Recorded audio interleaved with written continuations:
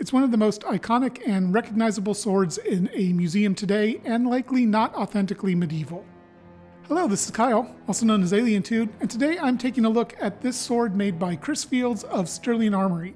This is designed to be a close reproduction of that iconic sword in the Royal Armouries. Now, I've certainly talked about Sterling Armory before. I've reviewed a few of their swords. If you want to know more about them, check out those videos. I will link to them in the description. Also, the making of this sword was pretty extensively documented on Sterling Armory's YouTube page. I will put a link to the playlist in the description as well. I bought this sword at CombatCon 2022. Now, I had no intention of buying it. I had watched Chris's videos about it, and I wanted to see what it felt like, what it handled like. But when I picked it up, spoiler alert for the review, I fell in love with it. So I couldn't pass it up. And I bought it there for $1,330. Now, a quick disclaimer. You might consider me biased in this review, and that's because I consider Chris Fields, the maker, a friend. I acknowledge the possibility that makes me predisposed to like his swords. I think I'm pretty good at separating the person and the sword, but I wanted to let you know ahead of time so that you have all the information. So let's take a brief look at the sword in the Royal Armouries. Now, their listing for it dates it to 1890, which would make this a Victorian replica. Now, Victorian replicas range the gamut from very accurate to medieval pieces to wildly inaccurate. This one, based on the pictures I've seen, looks like a very accurate medieval sword to me. It looks like it would fit right into a late medieval period sword. The profile looks very accurate. The hilt is certainly ornate, but it looks to me like it's plausibly medieval stylings. The weight of the museum piece, 3 pounds 3 ounces, is right in line with medieval longswords of this type. And it's displayed with a scabbard, which the Royal Armouries lists as having been made in the Tower Armouries. So let's talk about some overall characteristics of this general sword type. This could classify as either an Oakeshott type 18A or B, and it's kind of a blend of those. The overall profile is a little more on the 18A side, with a less acute point and a more rounded ogive curve here out at the tip. But the tip is also reinforced, which is more like an 18B. The grip length, 7.5 inches, is more like a 18B as well. Now, as always, typology is just a guideline, and the differences between 18A and B are subtle and not particularly well defined. In any case, this is going to be a cut and thrust balanced sword that can be used one or two-handed, and overall just a very well-rounded sword. And if the original was an actual medieval sword, it probably would have seen use sometime between the late 14th century into the early 16th. Let's take a look at the hilt, and I want to start by comparing it to the original in the Royal Armouries. So the first thing I notice is that the grip shape on the Sterling Armory is a bit more of a rounded rectangle, whereas the Royal Armouries one looks like it has a central ridge in the grip, which implies that it is a hexagonal shape. In addition, the risers on the original look like they're a bit more prominent. Now, the original is dated to 1890, so it's at least 130 years old. So it's very possible that the grip has changed shape due to shrinkage during that time. And the central boss on the original looks like it's a bit more prominent than here. The cutouts on the guard of the original look like they might be a little bit larger and get closer to the edge of the guard. And then the decorative parts near the center of the crossguard on the Sterling Armory, these are pretty much just decorative lines filed in, whereas on the original, it looks like there might actually be some extra material there that makes it actually rise up a little bit. You know, I could keep talking about a variety of minor differences here, but I don't think that would be productive or useful. All in all, it's a close reproduction without being an exact replica. Moving on from that, let's take a look at the individual parts, starting with the pommel. It is made from stainless steel, like the vast majority of hilt components that Chris Fields makes, and it's a pretty classic wheel pommel, closest to Type I. The finish is a pretty even satin, although there are some flaws and grind lines here and there. It looks good and doesn't diminish from the look at all. One of the things I like about it is that it tapers in thickness. The central portion is thicker, right where it meets the grip, and as it gets towards the peen, it thins a little bit. It's not a huge difference, but it is there, and that subtlety is appreciated. The peen is ground pretty flush to the pommel, although I can feel it a little bit, and it's not cleaned up quite as much as you'll normally see on swords in this price range. One of the great things about it is that every single edge of this pommel is chamfered beautifully. There's absolutely no hot spots. I can grip the pommel and swing the sword and not have any discomfort at all, which is pretty difficult with a wheel pommel. The grip is pretty obviously divided into two sections, a wire wrap and a leather wrap. The leather wrap is very comfortable. It's very evenly done. The seam is quite straight and smooth. And overall indexing with this portion of the grip is very easy. The little pins here are not a hot spot. In fact, when I'm swinging the sword, I don't feel them. But when I just go to pick up the sword, I always do feel them in the palm of my hand. It's kind of odd that I always feel them there, but then once I start swinging it around, they don't bother me in the slightest. The wire wrap is stainless steel, and it's a twisted wire, and Chris uses epoxy on his wire wraps after setting everything in to make sure they do not move at all. You can see, if you get up real close, you can see some of that epoxy near the pommel, but it doesn't really detract from the look in my opinion because it's clear and you have to look very close to see it. When I'm gripping the sword with my offhand, I usually end up gripping some of the wire wrap and some of the pommel, and it feels very comfortable, very easy to index, just a very comfortable grip overall. The crossguard is also stainless steel, and one of the things that a lot of reproductions of this sword do not get right, that this one does, is that there's a very subtle S shape to the guard. I know Del Tin has made a version of this sword, I know Topeka has, I think there's probably been others, and at least some of them don't have that S curve, so it's really good to see it in here. The finish of the crossguard is pretty much exactly the same as the pommel, satin that has a few grind lines and just flaws in the finish, if you want to call them that. It, again, does not detract from the look of the crossguard, in my opinion.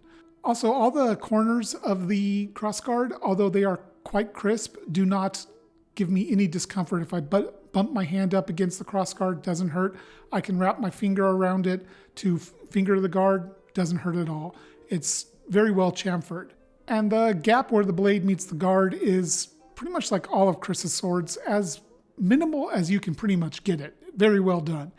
This is something he does very well. It's very solid hilt construction, and one of the things he really tries to make sure his swords do is that they'll have a nice ring to it. Let me see if I can show you what I mean. I think that the microphone will probably pick that up.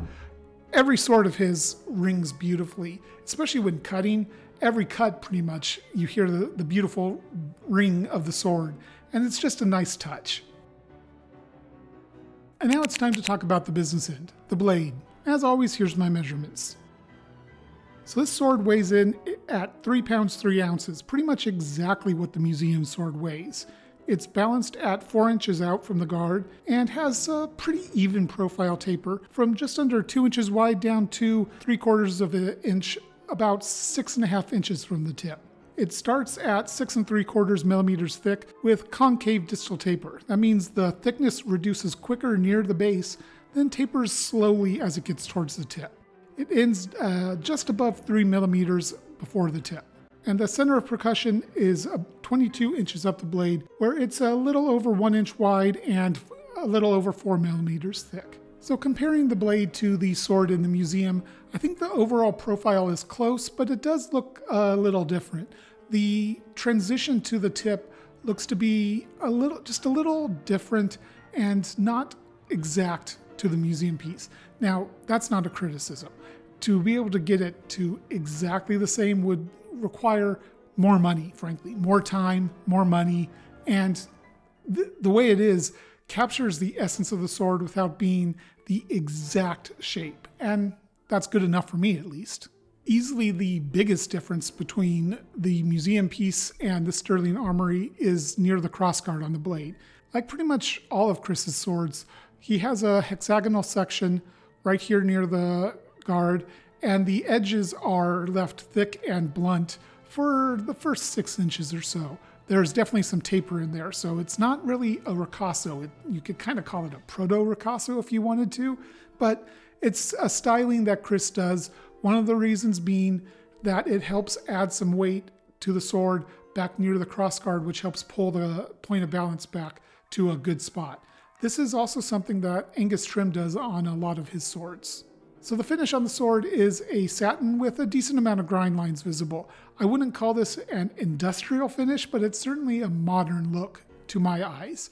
Combining the finish with Chris's kind of signature blunted area and triangular hexagonal section here, his swords are pretty much instantly recognizable if you know what you're looking for. The planes of the blade have a little bit of wavering and rippling in them, but it's very minimal. The central ridge is a little softer than it could be, and it does waver a little bit here and there. Nothing terrible, but a little bit less crisp than you'll often find on something like an Albion or a Valiant Armory, which is pretty much in the exact same price range. The tip is a little bit interesting. To me, the ogive curve where it transitions from the overall profile into the tip looks like it's a little different than the museum piece. And it ends in a not particularly acute point, but certainly not a rounded point either. Though it is also pretty much blunt at the very, very tip. It's almost a flat surface there. And all this combines with the secondary bevel to create a little bit of a less refined tip than I would normally expect at this price point. So that brings me to the secondary bevel. This is unusual for Chris's swords. Typically, the ones I've seen are either one smooth bevel or they'll have a very minor micro bevel throughout the entire blade. This one's kind of a blend between micro bevel and what I would consider a standard secondary bevel. It's very even, very smooth throughout until it gets to the tip where it's definitely more prominent and more noticeable. And we'll talk about the sharpness in a moment, but it could certainly be polished more. It's got a lower degree of polish on the secondary bevel than the rest of the sword, and the very edge is a little uneven here and there. So let's take a look at some paper cutting. I'm going to do this two ways. The first one is the easier one, where I insert the sword and then just glide through. Basically what I'm testing here is, can the sword produce a nice even cut?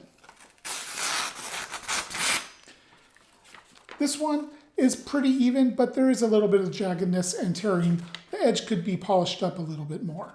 The second test is considerably harder on a sword, and that's to see if it can cut from the edge. This is going to test if it can bite into the paper.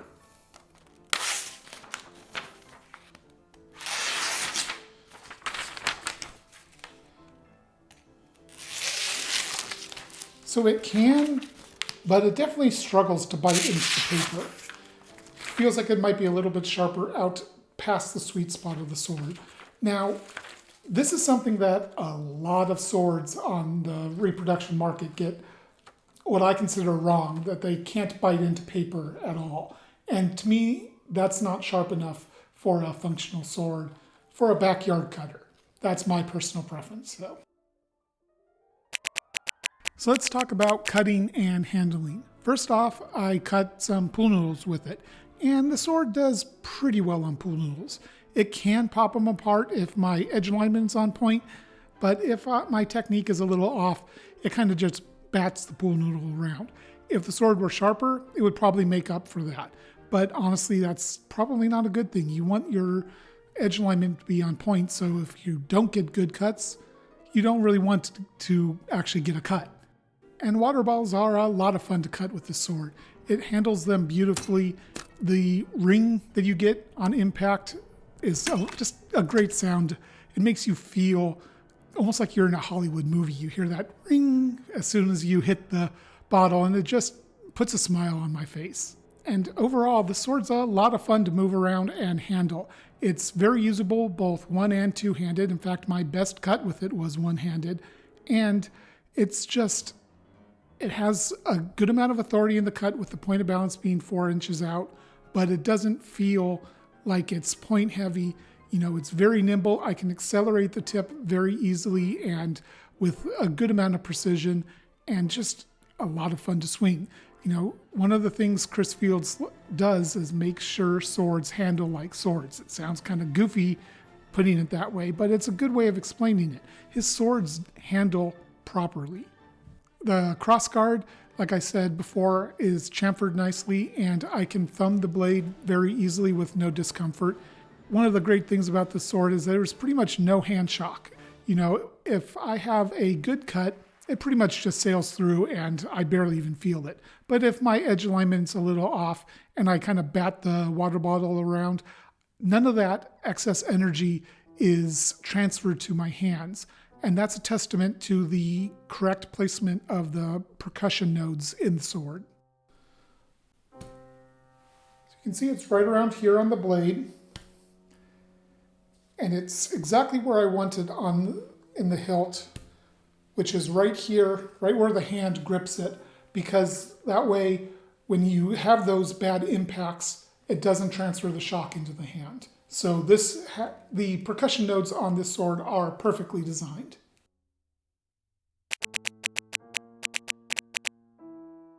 Let's talk about a couple areas for improvement. Now, normally I don't do this section for one-off swords or high-end production, but there's a couple things I figured I wanted to mention, and these are pretty minor. First off, I would greatly prefer a single bevel compared to the secondary bevel here, and overall, a little more attention to evening out the polish and the finish, especially on the edge itself, which is definitely a lower finish than the rest of the sword.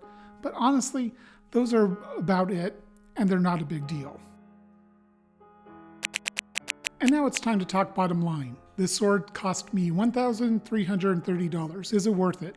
Well, I pretty much already gave that away at the beginning of this video. I love this sword. You know, Chris has a very specific style of his swords, one that focuses much more on handling and performance than aesthetics. That's not to say that aesthetics take a backseat, just that they're not the top priority. And that's not to say this sword does not look good. It does. I love the way it looks. And obviously, now that I own 3 Sterling Armory swords, I like Chris's overall work. It shouldn't come as any surprise that I really enjoy this sword. Now, it is not an exact replica of the sword in the Royal Armouries, but at the price point it's at, it doesn't need to be exact. It's a very close reproduction. I'd say it's probably around 90 to 95% of the way there. And that's good enough. The most important thing to me is that it is a lot of fun to move around, to swing, to cut with, or even just pull out and admire. I really enjoy owning this sword. So yeah, it's absolutely worth the price for me. And that's going to wrap up my review of this Sterling Armory Gothic longsword. I want to thank you for watching. Please consider hitting the like button and subscribing if you haven't for a lot more sword reviews, especially the like button. YouTube really does like it when viewers hit the like button. It would really help me continue to get the channel to grow if you do hit that. Thank you, and until next time, Alien 2 out.